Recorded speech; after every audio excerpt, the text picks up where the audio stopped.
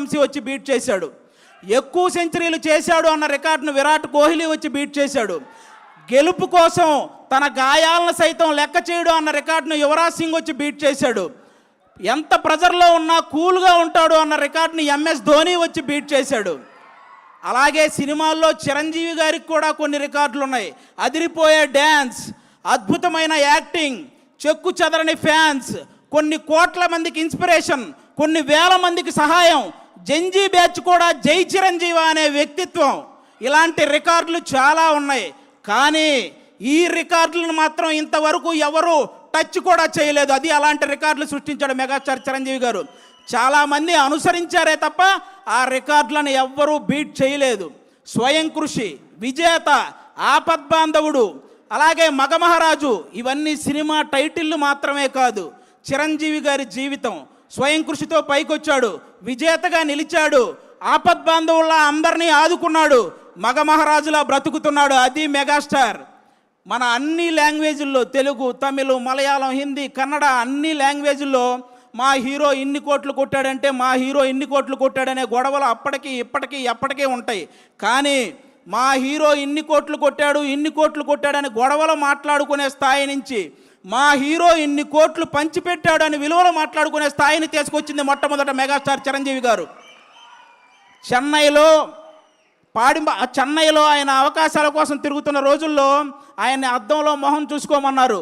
ఈరోజు అద్దంలో మొహం చూసుకుంటున్న ప్రతి ఒక్కడూ నేను చిరంజీవి గారిలా స్టైల్గా ఉన్నానా, చిరంజీవి గారిలా అందంగా ఉన్నానా అనుకునే స్థాయికి ఆయన ఎదిగాడు. That is megastar. మెగాస్టార్ గారి గురించి నేను చెప్పడం కాదు, గొప్ప గొప్ప వ్యక్తులు ఎంతోమంది ఆయన గురించి చెప్పారు. అన్ని లాంగ్వేజుల్లో 40,000కు పైగా సాంగ్స్ పాడిన నంబర్ 1 పొజిషన్లో ఉన్న ఎస్పి బాలసుబ్రహ్మణ్యం గారు ఆయన గురించి చెప్పిన మాట ఏంటో తెలుసా? నేను పాడిన పాటకి అద్భుతమైన గ్రేస్ని యాడ్ చేసే ఏకైక స్టార్ మెగాస్టార్ అని. ఈరోజు పాటల రచయితలందరికీ గురువుగా ఉన్నటువంటి వేటూరి సుందరరామూర్తి గారు చెప్పిన మాట ఏంటో తెలుసా? నేను రాసిన పాటకి న్యాయం చేసే ఏకైక స్టార్ మెగాస్టార్ అని. రజనీకాంత్ గారికి, కమల్ హాసన్ గారికి ఒక గుర్తింపునిచ్చి గుర్తుండిపోయే సినిమాలను ఇచ్చిన కె బాలచంద్ర గారు చెప్పిన మాట ఏంటో తెలుసా? Rajinikanth plus Kamal Haasan is equal to megastar. ఇది మీరందరూ గుర్తుపెట్టుకోవాలి. అంతేకాదు సినిమా ప్రపంచానికే పెద్ద అయినటువంటి అమితాబ్ బచ్చన్ గారు చెప్పిన మాట ఏంటో తెలుసా? King of Indian cinema is megastar. ఈరోజు ప్రపంచవ్యాప్తంగా అందరూ ఎదురు చూస్తున్నారు వారణాసి గురించి. అది చేస్తున్న సూపర్ స్టార్ మహేష్ బాబు గారిని. మీకు తెలుగులో కృష్ణ గారు కాకుండా నచ్చిన హీరో ఎవరైనా అడిగితే ఆయన చెప్పిన మాట ఏంటో తెలుసా? మెగాస్టార్. ఆల్రెడీ ప్రపంచవ్యాప్తంగా విస్తరించిన బాహుబలితో మన రెబల్ స్టార్ ప్రభాస్ గారు మీకు కృష్ణరాజు గారు కాకుండా తెలుగులో మీకు నచ్చిన హీరో ఎవరైనా అడిగితే ఆయన చెప్పిన మాట మెగాస్టార్. అంతెందుకు, పవన్ కళ్యాణ్ గారు కొండగట్టు ఆంజనేయ స్వామి పాదాలు తాకి వెళ్ళి గెలిచి డిప్యూటీ సీఎం అయి తిరిగి వచ్చి ఇంకొకరి పాదాలు తాకారు, ఆయనే మెగాస్టార్. ఇలా తోపులందరూ కలిసి డిసైడ్ చేసిన తోపే మెగాస్టార్. కాబట్టి ఆయన స్థాయిని ఎవ్వరూ తగ్గించలేరు, ఎవరి వల్ల కాదు. ఇక హెల్పింగ్ నేచర్ విషయానికి వస్తే, కరోనా టైంలో కరోనా క్రైసిస్ చారిటీ అనే ఒక కార్యక్రమాన్ని ముందుకు తీసుకొచ్చి సినిమా కార్మికులందరికీ నిత్యావసర వస్తువులు అందేలా చేయడంలో కానీ, అపోలో నుంచి కరోనా మెడిసిన్ అందేలా చేయడంలో కానీ, ఫ్రీ వ్యాక్సిన్ అందేలా చేయడంలో కానీ, ఈ హెల్పింగ్ నేచర్ ఇప్పటిది కాదు. మనం ఏదైనా ఒక స్థాయికి వచ్చినప్పుడు మన తోటి స్నేహితులను మర్చిపోకూడదని ఆ రోజు తన తోటి స్నేహితులైనటువంటి తోటి ఆర్టిస్టులైనటువంటి సుధాకర్ గారిని, హరిప్రసాద్ గారికి, నారాయణరావు గారికి వాళ్ళ ముగ్గురిని ప్రొడ్యూసర్లు చేసి ఎముడుకు మొగుడు అనే ఒక సినిమా చేసి పెట్టాడు వాళ్ళ కోసం, స్నేహితుల కోసం. అప్పటి నుంచే ఉంది హెల్పింగ్ నేచర్, ఇప్పుడు కాదు. హెల్పింగ్ నేచర్ అంటే రీసెంట్గా గబ్బర్ సింగ్ సినిమాలో ఒక ఆర్టిస్ట్కి దురదృష్టవశాత్తు బ్రెయిన్ స్ట్రోక్ వస్తే ఫస్ట్ నాగబాబు గారు వాళ్ళకు 2 లక్షలు పంపించారు. చిరంజీవి గారు ఇంటికి పిలిచి చెక్ ఇచ్చారు. పవన్ కళ్యాణ్ గారు వాళ్ళని బాగా చూసుకోండి, మొత్తం నేను చూసుకుంటానని కాల్ చేసి హాస్పిటల్కి చెప్పారు. ఇలాంటి వ్యక్తుల గురించి, మా నాన్నగారికి సర్జరీ అయ్యి హాస్పిటల్లో ఉంటే మా చుట్టాలు కూడా ఒకరోజే వచ్చి వెళ్ళారు. కానీ నాగబాబు గారు మా నాన్నగారు హాస్పిటల్లో ఉన్న ప్రతిరోజు వచ్చి వెళ్ళారు. అలాంటి వ్యక్తుల గురించి, వ్యక్తిత్వాల గురించి ఎంత చెప్పినా తక్కువే. దానం చేయటంలో చిరంజీవి గారిది కర్ణుడు మనస్తత్వం అయితే సురేఖమ్మ గారిది డొక్కా సీతమ్మ గారి మనస్తత్వం. ఆవిడ చేత్తో ఎంతమందికి పెట్టిందో, ఆవిడ చెప్పి ఎంతమందికి సహాయం చేసేలా చేసిందో. మెగా ఫ్యామిలీని మెగా ఫ్యామిలీల ఆదుకోవటంలో కానీ, మెగా ఫ్యామిలీని అందుకోవటంలో కానీ ఎవరి వల్ల కానే కాదు. ఇంకా అంతేకాదు, చిన్న చిన్న సినిమాలని, ఎన్ని సినిమాలు, కమిటీ కుర్రోళ్ళని, కోర్ట్ అని, అలాగే బలగం అని, ఇలాంటి సినిమాలు హిట్ అయిన ప్రతిసారి వాళ్ళందరినీ టీముని ఇంటికి పిలిపించి వాళ్ళని సన్మానించి, నెక్స్ట్ రాబోయే తరాలు మనం హిట్ కొడితే చిరంజీవి గారు ఇంటికి పిలిచేంత హిట్ కొట్టాలరా అని వాళ్ళందరికీ ఒక బూస్టప్ ఇచ్చిన స్టార్, మెగాస్టార్. మొన్నొచ్చిన చెన్నై లవ్ స్టోరీ సినిమా వరకు ఎన్ని సినిమాల కోసం ఆయన నిలబడ్డాడు, ఎన్ని సినిమాలను ఆయన నిలబెట్టాడు.